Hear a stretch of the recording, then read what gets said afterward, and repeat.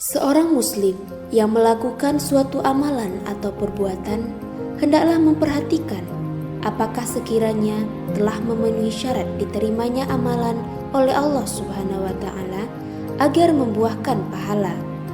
Agar suatu amalan tidak sia-sia, maka ia harus dikerjakan dengan niat yang benar, yakni dilakukan dengan penuh keikhlasan semata-mata karena Allah Subhanahu wa taala, bukan yang lain.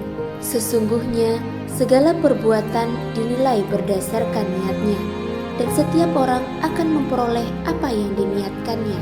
Hadis riwayat Muslim.